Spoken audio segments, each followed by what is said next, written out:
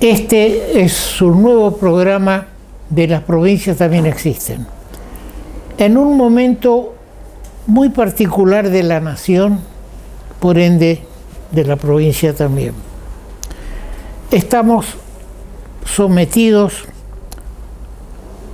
a una cuarentena producto de una pandemia prácticamente desde el mes de marzo. Somos el país del mundo con una cuarentena la más larga. Eso no quiere decir que tengamos la mayor cantidad de contagios en relación a la cantidad de habitantes. Al contrario, estamos en una posición mejor. Me molesta, como lo decía en programas anteriores, que cuando se anuncia la cantidad de muertos o de infectados por el COVID, se diga, batimos el récord. Yo insisto con mi concepto anterior. Batir un récord es un triunfo. No se puede hablar de que batimos el récord porque ahora tenemos más infectados o más muertes. Tenemos que decir, estamos mal. Estamos mal. No puede ser que se hable, la palabra récord es algo, para mí, algo que, digamos, premia a algo saludable, a algo bueno, pero no puede ser aplicada. Se podrá decir que hoy hay más que ayer y menos que mañana, no sé, pero me molesta que los comunicadores, muchos comunicadores y funcionarios hablan del récord. Pero bien, dentro de esto tengo que condenar al disc jockey y a los responsables de una reunión de 300 personas, una fiesta. Reunir 300 personas en este momento en un lugar cerrado, con expendio de alcohol y demás, no es ni lo aconsejable ni lo bueno. Y debe ser sancionado. Porque si no se sanciona, muchos creerán, y bueno, viva la Pepa, pobre Pepa, viva la Pepa. Si hacen 300 personas y no pasa nada, hagamos una de 50, 100, 200 o de 500. Por eso celebro que el intendente de Santa Lucía está hablando de deuda, de multas de 20.000 pesos a aquellos que violan el máximo de personas que pueden reunirse, que es de 10 personas.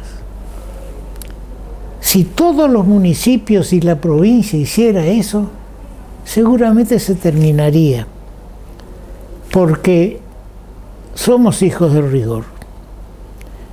Somos hijos del rigor y tenemos que establecer nuestras propias reglas de conducta. Y nuestras reglas propias de conducta de gente, no digo de gente bien porque parece que fuera clasista, de gente inteligente o de sentido común, nos indica que no se pueden hacer ese tipo de reuniones. Porque si ellos la hacen, nos están afectando a los que no participamos de eso, porque se puede dar una propagación del virus. Ojalá que no pase nada, pero ya se está hablando de otra reunión que fue de 200 nomás, y esto puede cundir en una propagación de la pandemia. Hay otro tema que está en estos días y lo vamos a tratar con el decano de la Facultad de Derecho, el doctor Mario Roberto Villegas, y el doctor Armando Aquino Britos, que es profesor de Derecho Constitucional de nuestra facultad. Con ello vamos a estar luego de este editorial. El tema de una reforma constitucional y de una postergación de elecciones no es que en vez de ser en agosto sea en septiembre, no, se está hablando de una postergación de elecciones por 2 años para unirla a la designación de nuevo gobernador y vice con la nueva designación de presidente y de senadores y todo. No es así. Para eso hay que reformar la Constitución, que es otro proceso. Pero no se puede hablar de extender los plazos. Además, las elecciones en Corrientes son el año que viene. Es decir, estamos a más de un año o a un año de las elecciones. Y esperemos que para dentro de un año no exista más el problema del virus 19.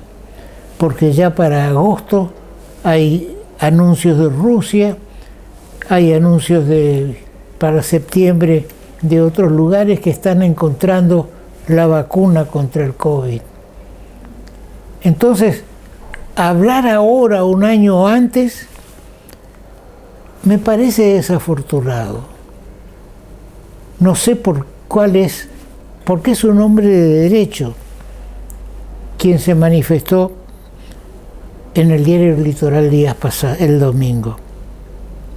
Pero bien, esperemos, seguro, no hay ninguna duda, que ese esquema tendrá un voto, el del autor. Ni siquiera crea que sea el deseo de las autoridades provinciales prolongarse por decreto o por una ley provincial, derogar la Constitución. Es un absurdo. Ahora, la falta de trabajo en Corrientes ha determinado que muchas personas de nuestra provincia, que es una provincia marinera, a pesar de que no tenemos mar, pero tenemos el río, y hay muchísima gente que ha trabajado en los buques que navegan nuestros ríos. Yo tengo mucha experiencia porque mi padre hizo una empresa de navegación y fundó el astillero Corrientes. Al correntino le gusta navegar. Y como en estos momentos no hay en la provincia donde embarcarse, es decir, trabajar en un buque, el correntino está siendo buscado. Escuche bien, no es que busca, está siendo buscado por los armadores, es decir, los dueños de buques o que explotan los buques pesqueros en el Atlántico Sur. Tengo amigos tripulantes que se han ido como tripulantes a estos buques oceánicos y rinden, y trabajan 6 meses y 6 meses no, y les pagan. Es decir, que es un buen trabajo. Por supuesto hay que aguantarse los problemas del mar. Son buques pesqueros generalmente japoneses. Algunos de nuestra gente trabaja como cocinero, como marinero, pero adquieren una experiencia y un medio de vida sano. No están esperando el favor del caudillo de la zona para obtener un empleo público. Bienvenidos los que recientemente, calculo que hoy, esta mañana llegaron una partida de cerca de 50 correntinos que estaban en Ushuaia porque en el buque en el cual estaban embarcados, un buque japonés, hubo una explosión del coronavirus. Más de 50 fueron afectados. Hicieron cuarentena en Ushuaia y por avión fueron a Buenos Aires y de Buenos Aires vienen acá. ¿A qué me lleva esto? A la necesidad de retener nuestra gente. Pero para retener nuestra gente tenemos que crear fuentes de trabajo. No solamente hacer declaraciones pomposas, sino hay que crear fuentes de trabajo. Y cualquiera dirá, sí, pero qué, y no sé qué. Pero hay que hacer trabajar la cabeza del gobernante, que tiene que, aunque fuera, inventar trabajos.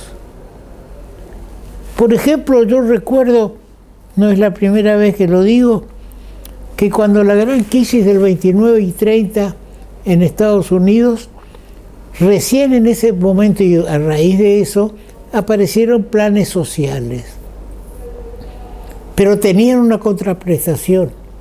Había que ir a plantar árboles en las rutas. Algo hay que hacerle hacer a esa gente que está desocupada porque no hay oferta de trabajo y porque no hay voluntad tampoco de trabajar. Algunos. Tampoco hay una especialización. Durante años, no es cuestión del gobierno que pasó, ni del anterior, ni el otro. Hace años que la enseñanza pública, primaria y secundaria ha decaído totalmente. Y hay mayor deserción escolar que hace 10, 15, 20 años. Mucho mayor deserción escolar. Por la situación económica y porque la situación económica la soluciona el Estado. Entonces, ¿para qué trabajar si yo recibo 50 y el que trabaja hace aportes y tiene que cumplir horario y demás y tal vez reciba 40 nomás? Entonces más vale no trabajo, y esa es una realidad. Con solo ver nomás lo que pasaba acá frente a donde está nuestro estudio, en la Galería Corrientes, frente a una sucursal del Banco de Corrientes. La calle Julio llena de sillas. Eso fue 3, 4 días seguidos. La gente esperando para cobrar el subsidio, 10.000 pesos. 10.000 pesos que seguramente la mitad se la pide el gestor, caudillo, no caudillo, el gestor que le hizo los trámites para obtener esos 10.000 pesos. Entonces, uno mira quiénes estaban ahí, gente fornida, gente joven. Yo veo gente que día a día publica en clasificados buscando gente para trabajar. Y siguen las publicaciones. Así no vamos a solucionar los problemas de la provincia. A mí me alegra que gente de Empedrado, de Goya, en definitiva con provincianos, vayan en busca de trabajo. Y los felicito, porque no es lo mismo trabajar en Corrientes que trabajar en Tierra del Fuego. No es lo mismo navegar el río que navegar el mar. Pero van a trabajar. A lo mejor les hubiera convenido más arrimarse al caudillo de cualquier partido que sea y obtener un subsidio y quedarse en casa. Pero bien, bienvenidos comprovincianos y esperemos que esta situación llegue a su término. Voy a hacer una apreciación que seguramente la vamos a tocar con el doctor Villegas y con el doctor Aquino Britos. Siempre se habla del fuero de los parlamentarios, como si el parlamentario fuera una persona intocable. Yo les voy a leer que dice el artículo de la Constitución de la Nación Argentina. El artículo 68 dice claramente, y les pido atención: ninguno de los miembros del Congreso puede ser acusado, interrogado judicialmente, ni molestado. Es un privilegio, pero está acá la aclaración, que la gente olvida. No todo lo que dije es: no puede ser acusado, interrogado judicialmente ni molestado por las opiniones o discursos que emita desempeñando su mandato de legislador. Es decir, no me pueden juzgar por todo lo que digo en la Cámara, en la legislatura, porque digo lo que se me ocurre, y no pueden juzgarme, porque estoy amparado por el artículo 68 de la Constitución Nacional.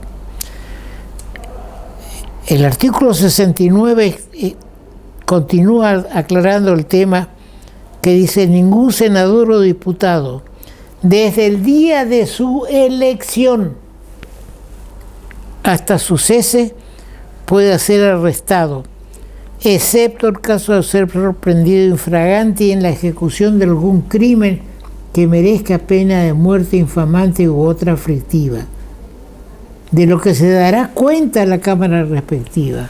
No es que se le va a pedir permiso a la Cámara respectiva para que pueda ser arrestado cuando es sorprendido o que ejecutó un asesinato, una violación. Eso no está cubierto por el fuero parlamentario. Repito, el fuero parlamentario es por las opiniones o discursos que emita desempeñando su mandato de legislador. Y para colmo dice que esos rigen desde el día de su elección hasta el de su cese. Todo esto tiene vinculación con la situación del país, con lo que ocurrió en una sesión de diputados, que para obtener la mayoría se hizo ingresar al diputado que fue designado embajador en Brasil, un ex candidato a presidente de la Nación por el justicialismo. Se lo hizo entrar porque faltaba un voto, pero esa persona estaba moralmente inhabilitada, porque ya tenía otro cargo, había cesado, de hecho, como diputado. Ahora, como me dijo alguien, ¿cuánto vale la ética y la moral? No cotizan en bolsa, ni la ética ni la moral. Bien, vamos a un corte y ya estarán con nosotros los colegas Mario Villegas y Armando Aquino Britos.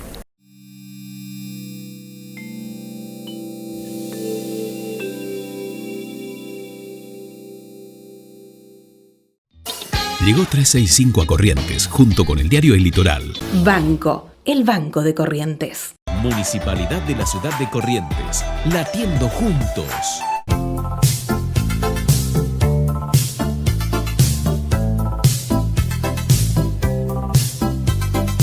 El alba misvegliera mediterránea e sola, mentre mi petit...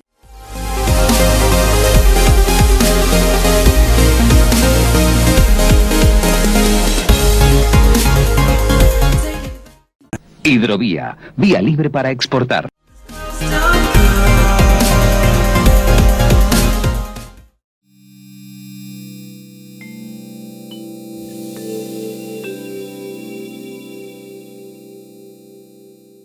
El país se vio sorprendido, en cierto modo, por la urgencia que tiene el gobierno nacional por llevar adelante una reforma judicial y también para modificar la cantidad de jueces de la Corte Suprema de la Nación. En general explicamos de que la Corte Suprema es el máximo tribunal, lo que aunque en primera y segunda instancia se diga que sí a un tema y la Corte dice que no, rige el no de la Corte. Por eso es importante la existencia de la Corte, la independencia de las resoluciones y las facultades que tiene.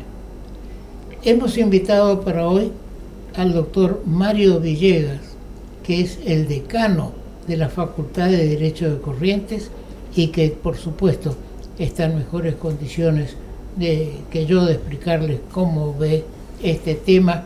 Él es profesor de Derecho Tributario de la facultad, antes llamábamos Finanzas, o no sé si lo siendo lo mismo, y también con el doctor Armando Aquino Brito, profesor de Derecho Constitucional, amigo de años.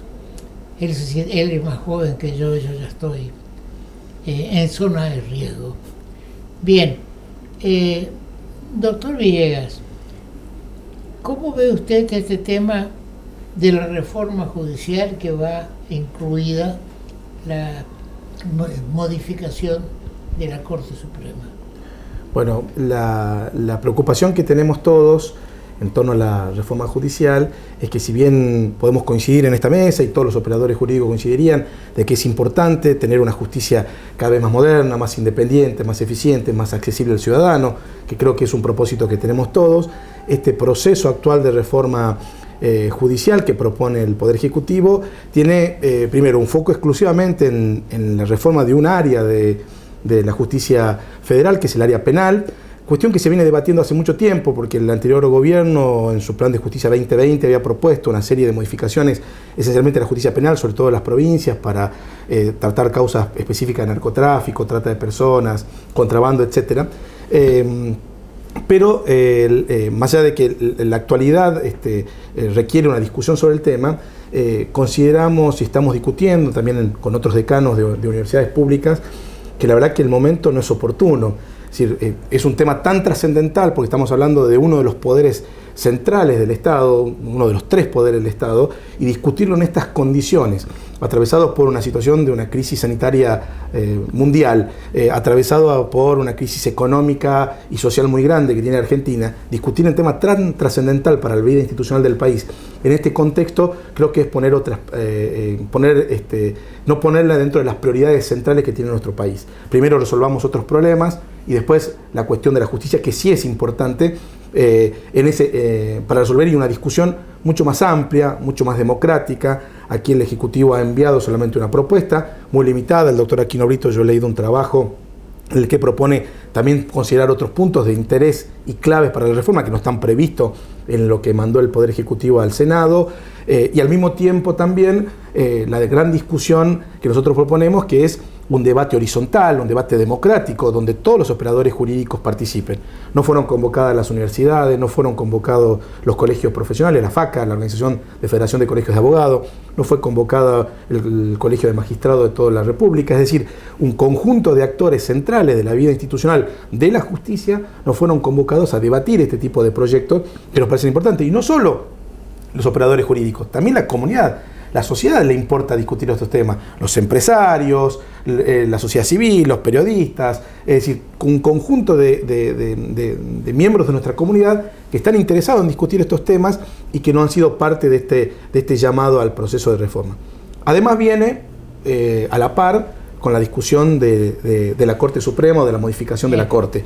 Ahí sí también hay otra discusión para dar que nos parece importante. Primero, una comisión de notables, ¿no? que fue elegida muy parcialmente. Comisión de notables digo porque creo que es un tema que tiene que discutirse democráticamente y se centra en un reducido grupo de personas que van a aconsejar al presidente, más allá de la idoneidad técnica que puedan tener los que integran esa comisión.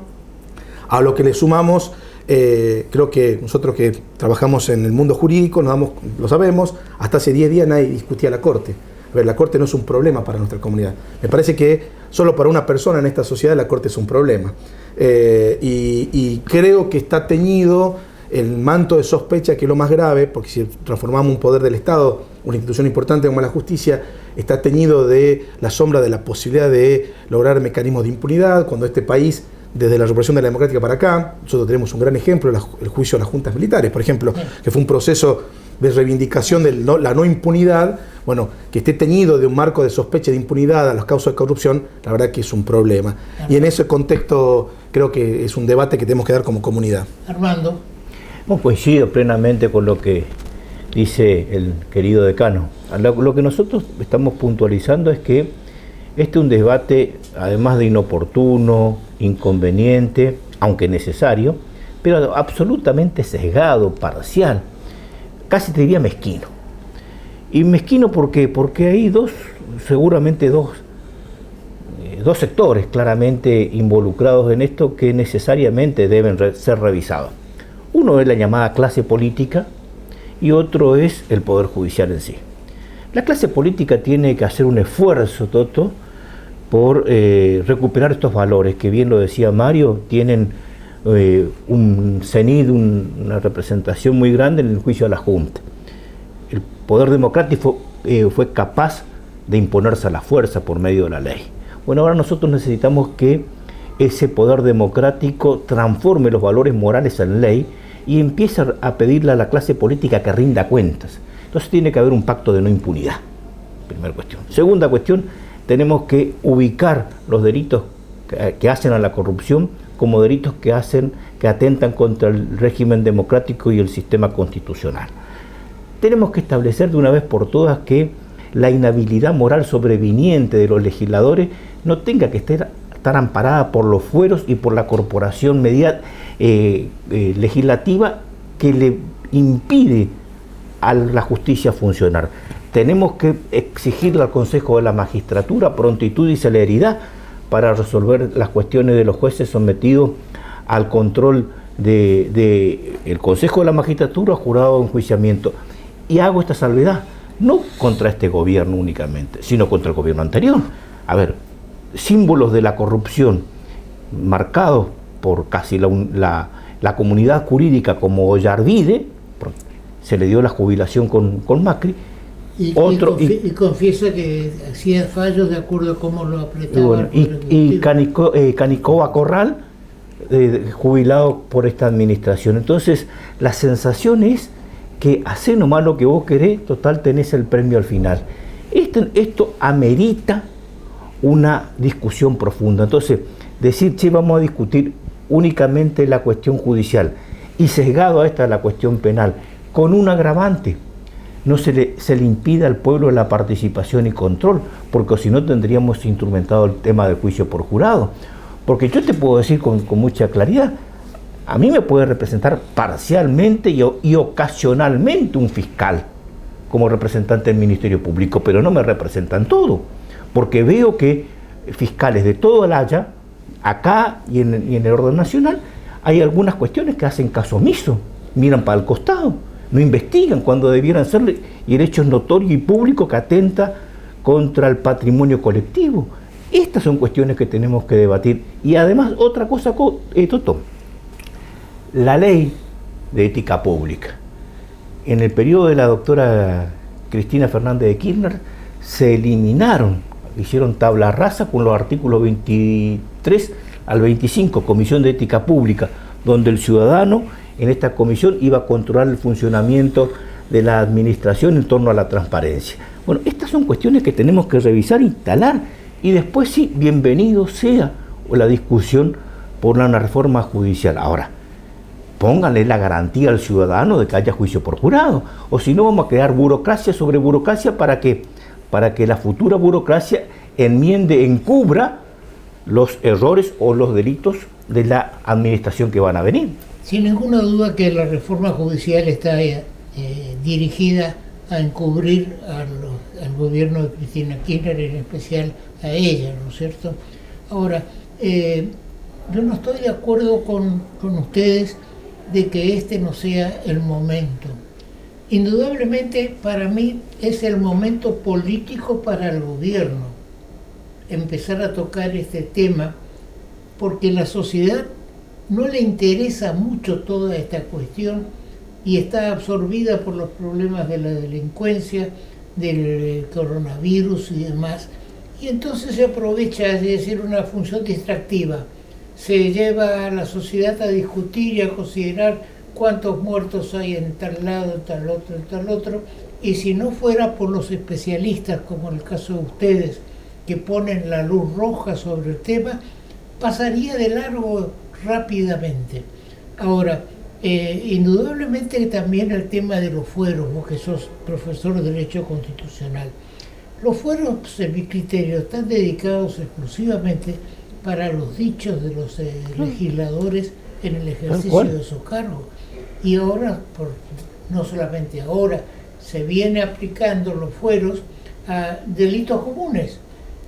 Si un militar, si un diputado, y en cualquier momento puede ser un militar, si un diputado resulta que comete un delito común, está amparado por el fuero. No es así, no sé si... No, pero además, Toto, coincido plenamente con vos.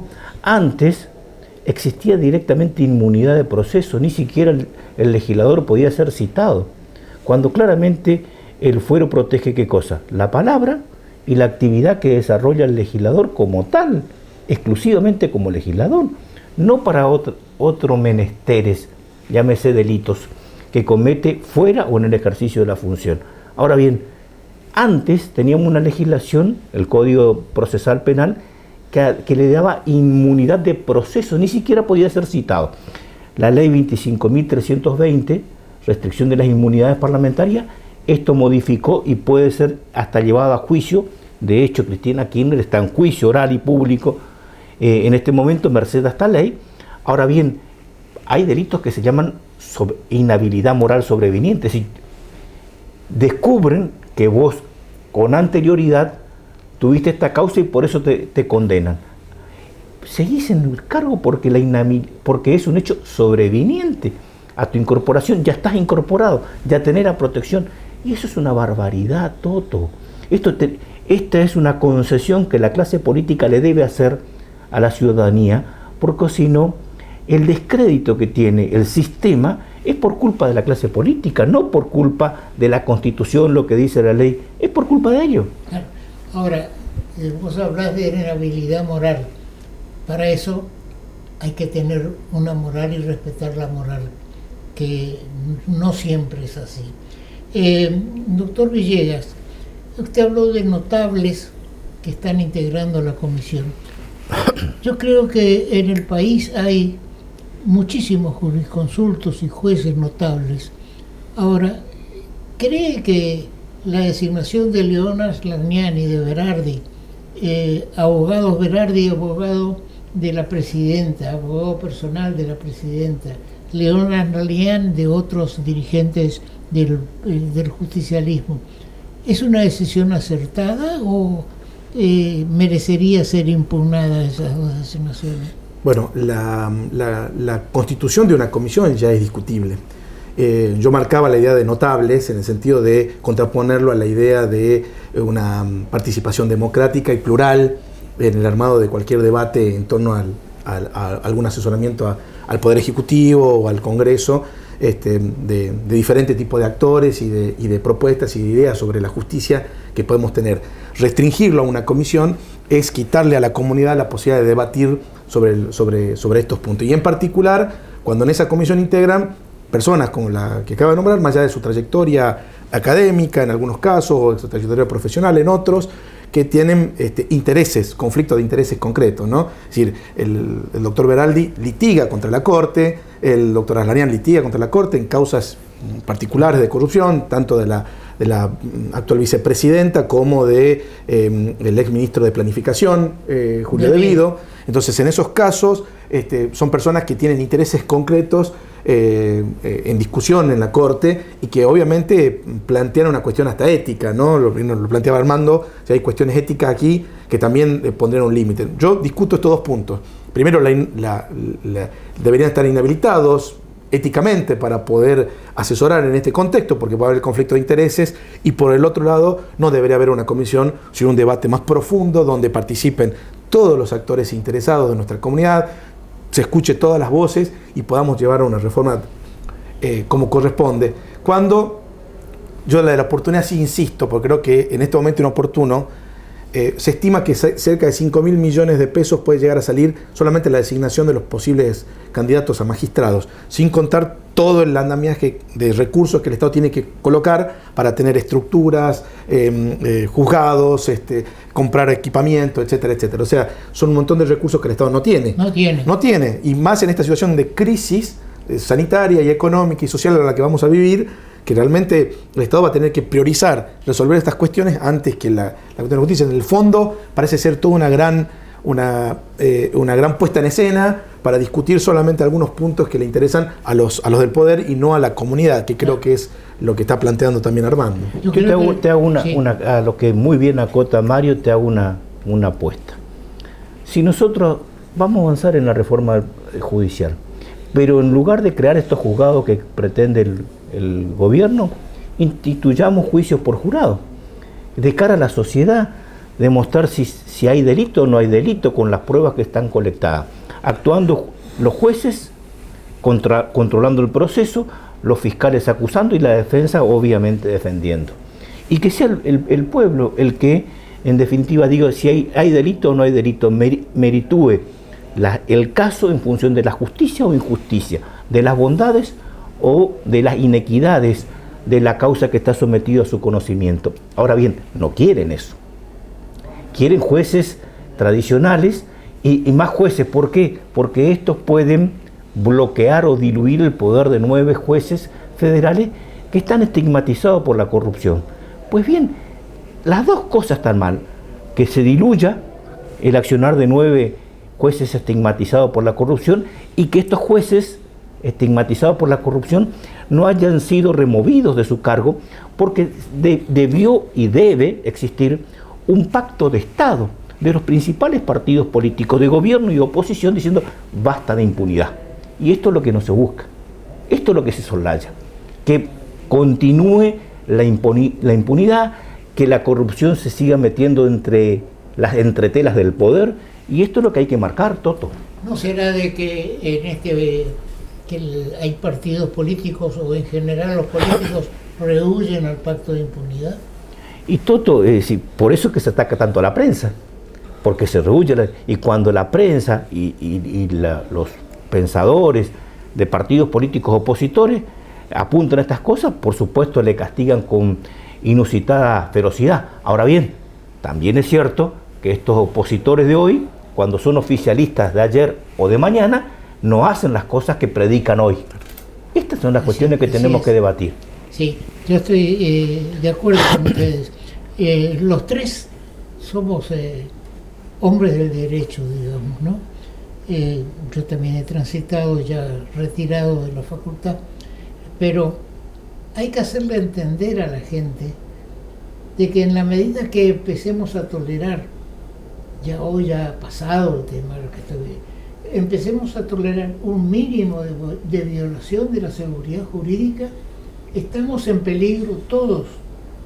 Como por ejemplo, en la calle Junín y San Juan, acá en Corrientes, hay un bar o un restaurante que tiene una planilla en la cual para entrar a tomar un café tienen que tomarnos el número de documento, el nombre y demás. Yo me he negado y me retiré, porque de esa forma nos están teniendo una computadora de 10 metros donde vamos a estar todos fichados de que estuvimos el día tal en el café tal, en el otro día estuvimos en el banco. Yo creo que estamos camino a un control que criticamos en los países del área comunista, digamos, por lo menos yo, de que vamos hacia una especie de, dice que dictadura, y no sé si nos estamos yendo, si no reaccionamos, si el conjunto del pueblo no apoya estas cosas que estamos hablando y Por eso vamos a pasar ahora al otro tema, porque también es importante la estabilidad jurídica en los cargos públicos.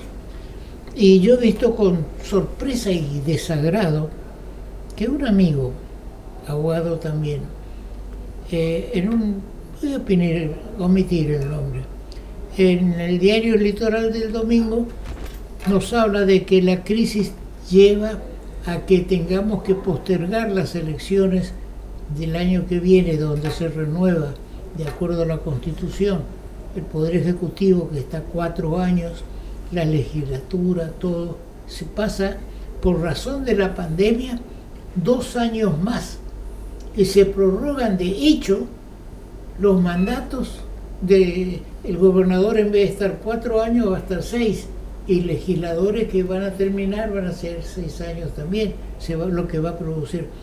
¿Cuál es la opinión de ustedes, Carlos? Yo creo que nadie en su sano juicio puede plantear una cosa de esta naturaleza.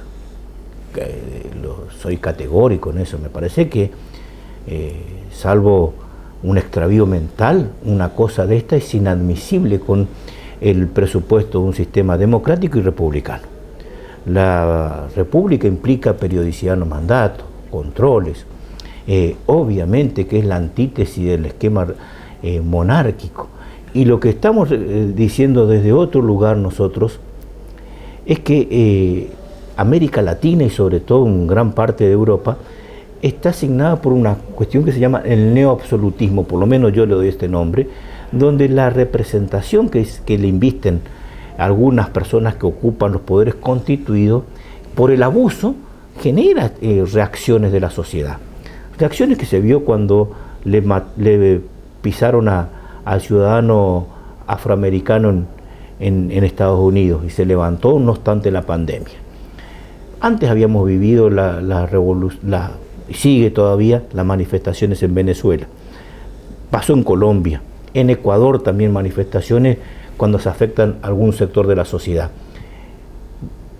Perú con 3 presidentes presos, expresidentes presos. Bolivia, que no obstante la trascendente gestión de Evo Morales cuando intentó violar el funcionamiento republicano y democrático, la gente salió a la calle y prácticamente lo volteó. Pasó en Chile cuando se manifestó alguna actitud en torno a la desigualdad con el pueblo chileno. Entonces, si hay un pueblo que se está levantando, hay un pueblo que está diciendo basta, yo creo que se debe tomar nota por parte del gobierno de estas cosas. Como nunca creo que esta infectadura, digamos, que permite, porque también vos antes, la verdad sea dicha, antes de entrar, me dijiste qué te parece el decreto que prohíbe la circulación o las reuniones sociales. Es nulo por doble motivo, porque el Congreso está funcionando, claro, y porque además tiene una característica punitiva que expresamente impide el artículo 99, inciso 3. Entonces, esto es caldo de cultivo de los autoritarios, esto es caldo de cultivo de los autócratas. Tenemos que estar alerta para concluir todo. A un amigo ayer le mandaba cuando me decía por el temor de la situación, de la represión o de la pandemia, una carta que le mandó Belgrano a San Martín cuando estaba motivando al pueblo de Tucumán y Salta a defenderse, de Jujuy, perdón. Le decía: en las revoluciones, como en las que no lo son, el miedo solo sirve para perderlo todo. Así es. Lo dijo Belgrano. Entonces hay que perder los miedos. Doctor Villegas, el decreto que establece la prohibición de reuniones y demás tiene 36 hojas de computadora, ¿no?, comunes, de las cuales más de 20 son considerándose. Generalmente se dice, y yo participo de la idea, que cuando hay que explicar mucho se está tratando de desorientar a la opinión pública, porque ¿quién va a leer el decreto, que tiene un decreto de 36 páginas, de las cuales más de 20 son considerandos de cosas que pasaron y que fueron? Por eso yo digamos, participo de la acción del gobierno de Corrientes, de decir que nosotros acá vamos a seguir con las reuniones limitadas como era. Ahora, yo personalmente censuro con fuerza que se haya hecho una reunión de 300 personas en Laguna Soto. Eso es un desprecio a la comunidad, porque yo no puedo salir a la calle a hablar con mis amigos. No voy a poner el caso de mis hijos pero con mis amigos, porque estoy cuidándome de la cantidad de gente que estamos reunidos. Y resulta que inconscientes hacen una reunión de 300 personas. Y entonces, ¿qué autoridad, si ya no están, digamos, judiciados los participantes y organizadores, ¿qué nos espera a los demás? Porque empieza a haber una cuestión de contagio y desigualdad. Yo no puedo festejar mi cumpleaños con 20 personas y hay quien me organiza una fiesta de 300 y se está citando a 3 personas de las 300 que estaban. Bien, volviendo a digamos, a un plazo, a un campo jurídico netamente. La Corte, funcionando en salas como se dice que se va a modificar, ¿no pierde un poco de su razón constitucional, doctor Villegas? Sí, coincido plenamente. Creo que la Corte tiene otra misión y otra función dentro del sistema jurídico argentino. De hecho, si uno mira el modelo que nosotros tomamos cuando se constituyó nuestra organización nacional en el siglo XIX, el modelo de la Corte norteamericana, que si bien ellos tienen un sistema confederado, no federal como el nuestro, hoy a la Corte norteamericana llegan a aproximadamente cerca de 100 causas anuales. Nuestra Corte supera las 20.000. Y si a esto le sumás que tiene que intervenir en cuestiones mucho más, resolver cuestiones mucho más de trámite, en otras cosas, funcionar como de casación para algunas actividades, bueno, nuestra Corte se va a transformar en un tribunal casi muy común o muy similar al resto de los tribunales, lo cual quita esa categoría de Corte Superior o Corte Suprema. Lo cual eso no es novedoso en la historia de la República. Si uno mira la Constitución del 49, Armando no es más un especialista en esos temas, me estoy metiendo en su terreno, pero si uno mira la Constitución del 49 ya preveía que la Corte actúe como casación no solo de los tribunales federales, sino también inclusive de los tribunales de las provincias. Ese era un proyecto que tenía en su momento el gobierno de Perón en aquella década, y que hoy, con otros matices, con otras particularidades, vuelve a reflotarse, ¿no? Nosotros tenemos que apostar a tener, creo que un sistema jurídico mucho más eficiente para los ciudadanos, mucho más accesible, que responda rápidamente a las demandas que tiene la comunidad. La comunidad critica la justicia por la lentitud, critica la justicia porque no es independiente, critica la justicia por su falta de modernidad. Eso es lo que tenemos que apostar a que eso ocurra, a que cumplir la Constitución. Desde el siglo XIX no tenemos juicio por jurado, cuando la propia Constitución lo establece. Es decir, hay muchos mecanismos que tenemos que pensar antes de reformular la Corte. ¿Y reformularla para qué?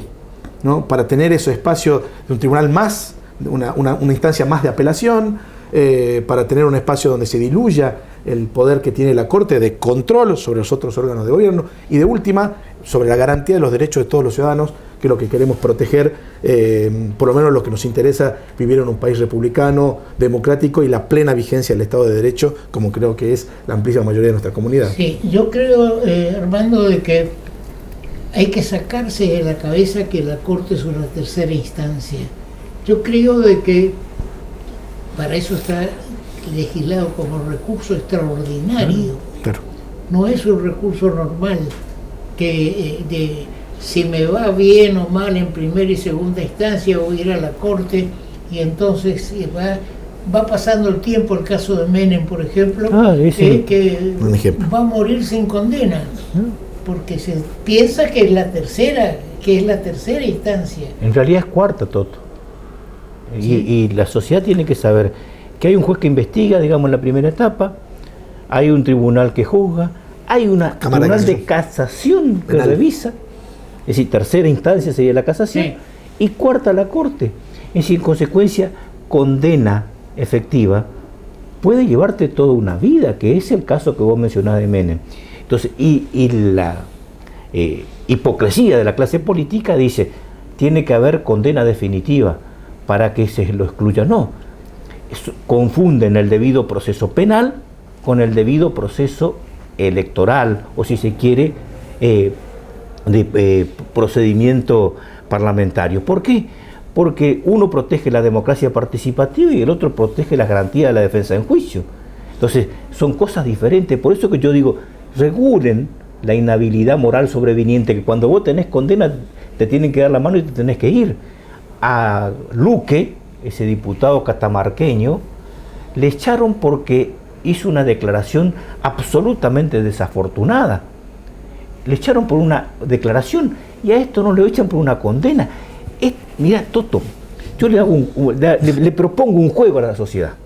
Si se levanta Carlos Santiago Nino, si se levanta de su tumba Germán Vidal Campos y ven estas cosas y tienen que revisar sus conocimientos, si el mismo Mario Bunge mira cómo funcionan estas cosas, si al Chourrón, Bulillín, los grandes pensadores de la ciencia jurídica argentina vienen y ven estas cosas, si Ricardo Núñez ve estas cosas, se pegan un tiro de vuelta, porque es la verdad que le están mostrando a la sociedad una suerte de calecita que gira sobre sí mismo, pero que no le lleva a ningún lado. Toto, este es un juego de locos. Me decía el decreto, que tiene tantos considerando. Yo hasta tengo la mala impresión y el mal pensamiento de que este decreto no es para evitar la contaminación, tal vez sea para evitar las reuniones espontáneas que, como en el caso de Vicentín, le hicieron recular al gobierno. No vaya a ser cosa que la sociedad se empiece a levantar por el tema de esta reforma judicial porque cree que se viene la impunidad. Y me parece que por ahí está viniendo la mano. Es posible porque cuando se dice vamos por todo, estamos diciendo que no quiero que me discutan.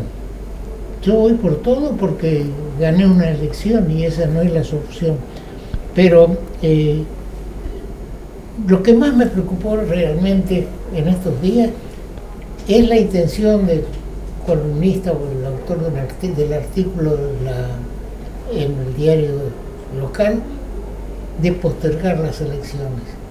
Realmente no pensaba que pudiera ocurrir una cosa semejante, sobre todo con un abogado de prestigio que ocupó cargos importantes en nuestra provincia. Bien. Te declaro una cuestión al contrario. Yo creo que si nosotros hacemos una elección en plena pandemia, se va a garantizar mejor el proceso electoral. Y te explico por qué. Porque hay falencias del sistema que se ocultan o no son sancionadas. Una de ellas es el clientelismo. Entonces, la sociedad va a estar expectante en que no se haya acumulación de personas para retención del documento y para llevarle acarreadas a votar. Entonces, va a ganar en transparencia si hay más cuidado. Es al revés de lo que dice el colega que vos mencionabas. Tal vez añorando épocas pasadas, pero no en la democracia participativa y plena como la necesitamos. Te apuesto a que si hay una elección en épocas de pandemia, hasta los punteros políticos que son conchavados por los partidos políticos se van a cuidar en no incurrir en estos excesos. Y la democracia va a ganar en transparencia. Sí, indudablemente. Ahora, esperemos, porque para hacer eso hay que ir a una reforma constitucional. No se puede resolver en otra forma el tema. Y estamos, si algunos cuestionan o cuestionamos que se trate el problema de de coronavirus y de las restricciones a la libertad de reunirse y demás, ¿cómo vamos a enfrentar una elección de convencionales constituyentes y demás? Bueno, esperemos que haya sido un mal paso del autor referido. Bien, doctor Villegas, ¿de dónde es usted? Yo vine de Salta, estudiar aquí a Corrientes, y como decimos aquí en Corrientes, Corrientes tiene payé, y ya me fui quedando de a poco, hasta la actualidad, donde formé mi familia. Mis hijos son muy correntinos, afortunadamente para ellos, y me enamoré del Paraná y me quedé aquí en esta ciudad preciosa y en su pueblo, que es maravilloso, y que, como cualquier estudiante que viene de otro lugar, sí, lo han recibido de una manera fabulosa y con muchísimo afecto. Y me fui quedando, y tuve la oportunidad, gracias a los profesores de la facultad, a integrarme al cuerpo docente, y después a tener la responsabilidad más agradable de mi vida, que es la de poder ser decano de esta facultad y aportar nuestro granito de arena para que la educación pública sea cada vez mejor en nuestra región, ¿no? Por supuesto, ¿está inscrito en la matrícula? Sí, claro. ¿Qué número tiene? 4.135. Yo tengo 179. Bien, ¿algo más que quieras agregar, hermano? No, Toto, desearte lo mejor, que te cuides mucho y que el próximo programa sigamos haciendo juntos de la misma manera, tan agradable, pero con tanta contribución para la democracia de los argentinos. Así es. Bueno, muchas gracias, queridos colegas, y seguimos con nuestro programa.